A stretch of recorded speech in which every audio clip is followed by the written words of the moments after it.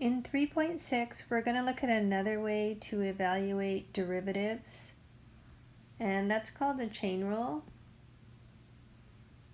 So the chain rule is used when we have a composition of functions. There's going to be two versions, version 1 and version 2. Now, it's probably difficult to just explain it. So why don't I demonstrate the two versions with example 1a.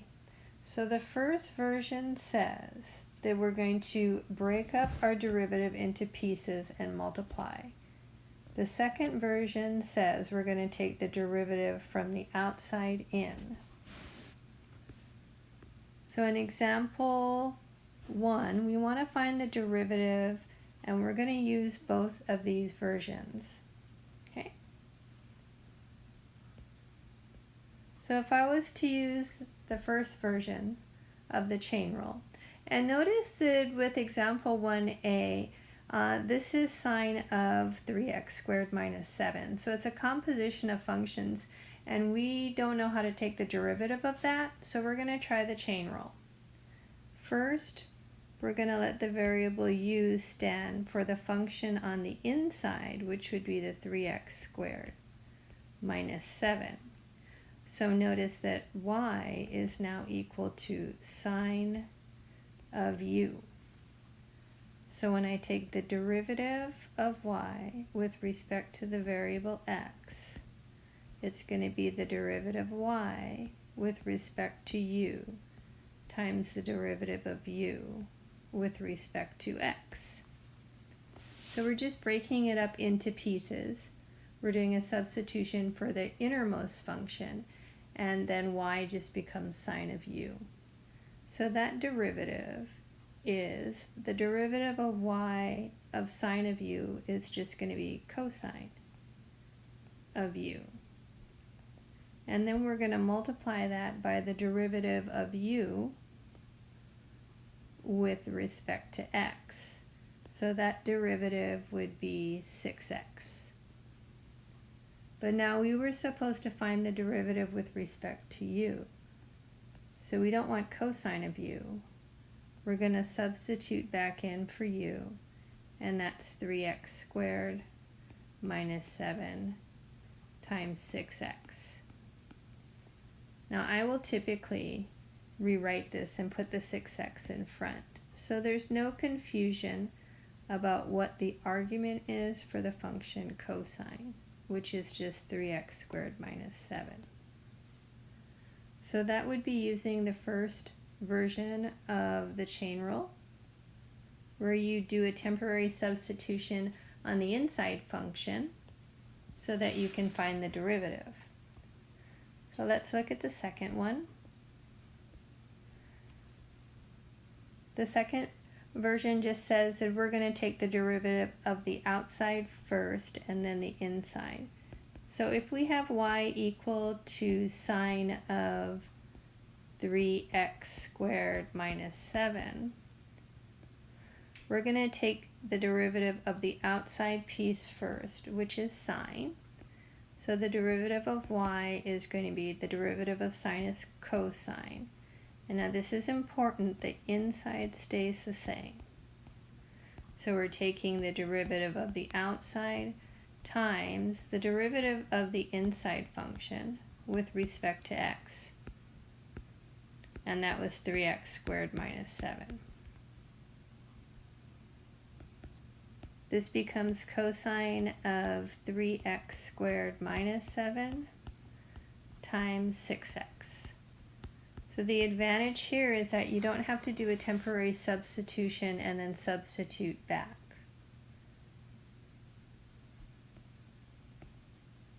You just get the derivative right away.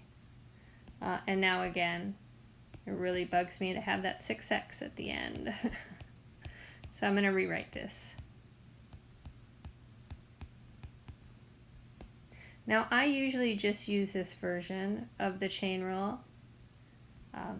Typically people start out using the first one and then you end up using the second one most often. Let's try this again with some more examples.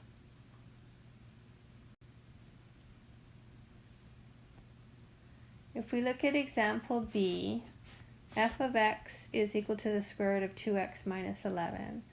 So remember that square root is actually the 1/2 power. If I was going to use the first version, I would let u be the innermost function, which is 2x minus 11. So now my f of x, which I'm just going to call y, and that's going to be equal to the outside function, which is 1/2, and then it's u, right? So it'll be u to the 1/2. So now when I take the derivative of y with respect to x, it's going to be the derivative of y with respect to the variable u times the derivative of u with respect to x. Before I go any further, notice that if this was regular multiplication, the du's would cancel, and I would get back to just dy dx. So this does work. The derivative of y with respect to u would be 1/2 u to the negative 1/2, and then I'm going to multiply that by the derivative of u with respect to x, which is just 2. I can see that the 1/2 and the 2 will cancel. So I just have 1 over u to the positive 1/2 would be the square root of u. But again, we were supposed to find the derivative with respect to the variable x, not u. So I have to substitute back in for u, which is 2x minus 11. So that would be my dy dx, or you could just use f prime.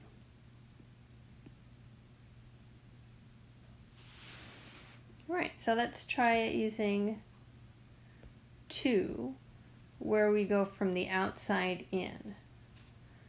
So the derivative of our function is going to be, we're going to bring this 1/2, right? That's the outside piece.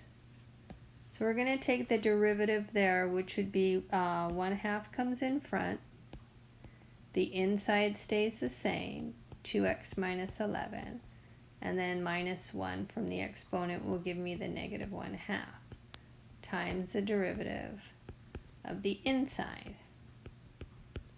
So again, derivative of the outside times derivative of the inside. So this would be 1/2 2x minus 11 to the negative 1/2 times 2, which is wonderful. The 2 and the 1/2 will cancel. And again, look at the advantage to using the second version. I don't have to do that temporary substitution. And this simplifies to 1 over the square root of 2x minus 11. And that would be my derivative.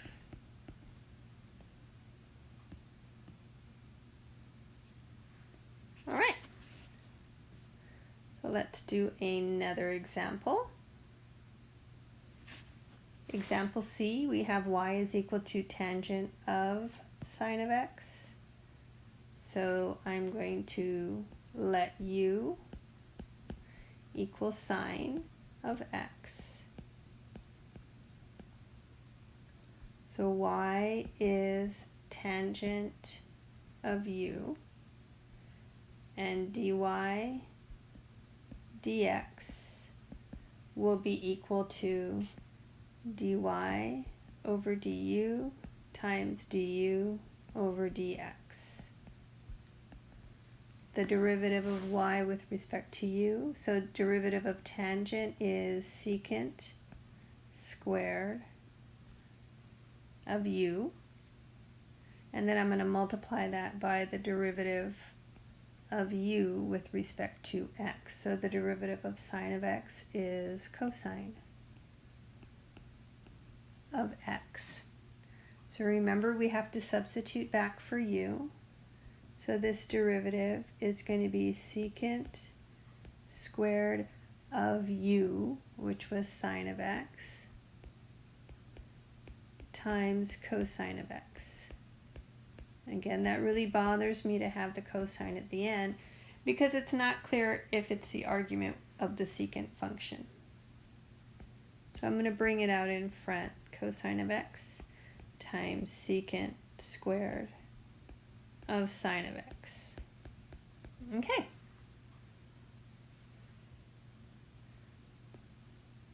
And we're done with that derivative. So let's go back up and use the second form. So if y is equal to tangent of sine of x, then the derivative of y, or y prime, is going to be the derivative of the outside. So the derivative of tangent is secant squared. Inside stays the same, times the derivative with respect to x of the inside. So the derivative of sine of x is cosine of x. Well, when we put this all together, we have the derivative, and I'll bring the cosine in the front. Derivative of y is cosine of x times secant squared of sine of x.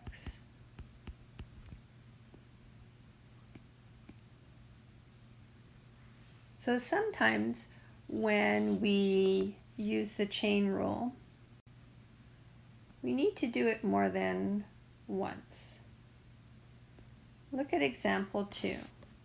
My function f has the square root of sine of 3x squared minus 7, so the outer function is actually the square root function, which I'm going to rewrite as the 1/2 power. And we're going to go ahead and use both of the versions. It gets a little tricky though when you're composing more than two functions. So here we have three functions that we're composing. The 1/2 or the square root function, the sine function, and the function 3x squared minus 7. So I'm going to let I'm going to let u be the innermost piece, the 3x squared minus 7.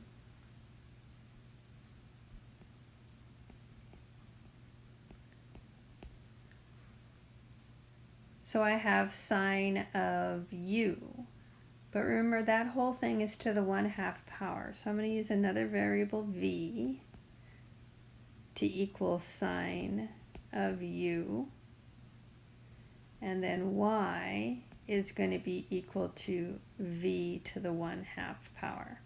So it gets a little bit confusing when we use the first method because we have a lot of substitutions, right? Because we have more than two functions that we're composing. When we find the derivative of y with respect to x, we're just going to work backwards. We're going to go with the derivative of y with respect to v, and then the derivative of v with respect to u, and then the derivative of u with respect to x. So that's a lot.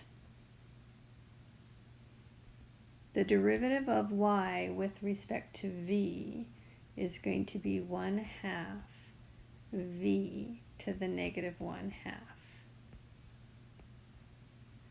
The derivative of v with respect to u is going to be cosine of u. And then the derivative of u with respect to x is 6x. Now remember, we have to write everything in terms of x. So this 1/2 v needs to be replaced with sine of u, right? And then that's to the negative 1/2. Actually, I'm going to put a parenthesis around this, so it's, well, that looks weird too. Let me rewrite this. 1/2 sine of u to the negative 1/2. Yeah, that's clearer what it is. Okay, so cosine of u would be cosine of 3x squared minus 7, and then we're going to multiply by 6x. So here I could see that the 1/2 and the 6 will reduce to, that'll become a 3. But I'm still not done with my substitution, because sine of u is actually sine of u was 3x squared minus 7. Okay, so all of this is to the negative 1/2 power times cosine of 3x squared minus 7, and then times 3x. So what I'm going to do now is just kind of rearrange it and simplify. So the sine of 3x squared minus 7 to the negative 1/2 is going to drop below because of the negative exponent, and I'm going to write it with square root. I'm going to bring the 3x in front, write this as cosine of 3x squared minus 7, and then that's going to be all over the square root of sine of 3x squared minus 7. Okay, so I think that looks good. Everything's in terms of x and it's simplified. All right, I'm going to go back and try this with the second method. Okay, so here's method 2. We have of x. I'm not taking the derivative yet. I'm going to rewrite this as sine of 3x squared minus 7, all of this to the 1/2 power. So if I'm using the second method, the derivative is 1/2, right? That comes out in front. Everything on the inside stays the same. And then I minus 1 from the exponent 1/2 to get negative 1/2 times the derivative with respect to x of the inside, which is sine of 3x squared minus 7. Okay, so I'm going to ignore that first piece, and I'm going to compute this derivative here. Sine of 3x squared minus 7. Except for it's still a composition of functions. So I'm going to take the derivative of sine, which is the outside function. That will give me cosine. Inside stays the same, times the derivative of the inside. Okay? And then that derivative just becomes 6x. So let's just put all of this together to write the derivative of f. And then I could see that the 1/2 and the 6 will reduce. So I'm going to bring the 3x times the cosine of 3x squared minus 7. Bring that to the top. And then the sine of 3x squared minus 7 to the negative 1/2 will drop into the denominator. And I'll go ahead and write that with a square root. So unless you're instructed to use a certain version, it really doesn't matter which one you use. So you should use whichever one feels comfortable to you. And this technique usually takes some practice. So don't be discouraged. You'll just have to do them over and over again. Okay, so that's it for the chain rule.